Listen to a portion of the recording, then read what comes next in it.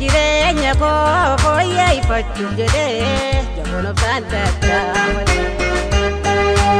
Eededa jireenyaa yaabbachuudhaaf jedheetiin qe'ira qaqqaabate. Na jalaa shirgigaata afaan bahuun ijibbaata.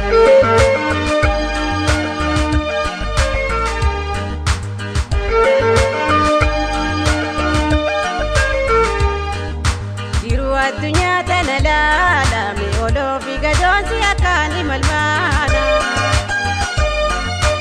Qe'ira jiru baatee bu'uura koola takkee hiree fi ayyaana.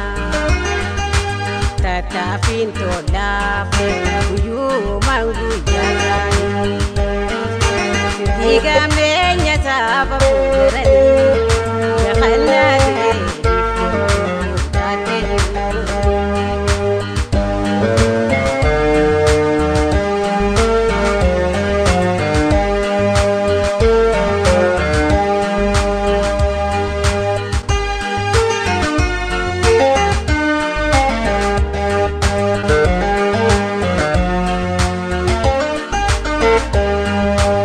ta'ee guyyaanii fiiga ayyoomiin harabaafate.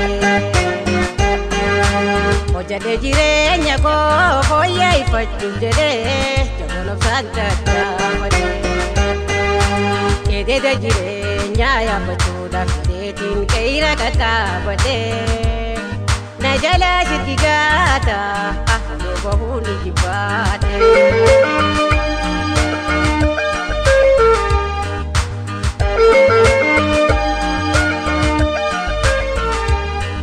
Biftuu qe'ira duuba mul'atu barraaqaa jiru ija laaluun hin arga.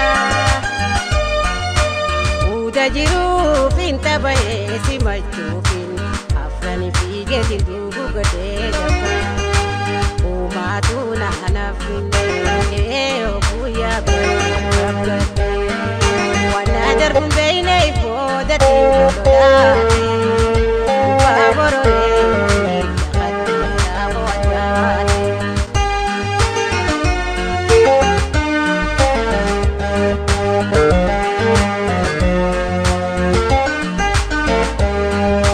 Halkanii guyyaanii fiiga ayyoomiin harabaafate.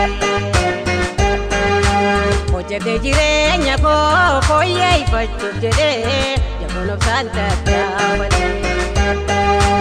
Eededa jireenyaa yaabbachuudhaaf jedheetiin qe'ira qaqqaabate. Na jalaa shirgigaata afaan bahuun ijibbaate.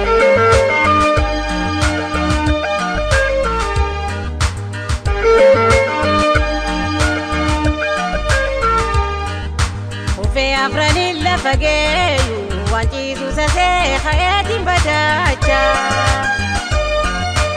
Eededa hamaasan maddii goree dabruufin miilani labbaa fuullee kaacha.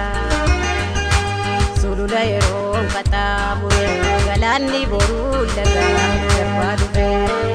Gullaan sablateen namuu kophee laatee bu'aa dhufe. Dimaatu hamee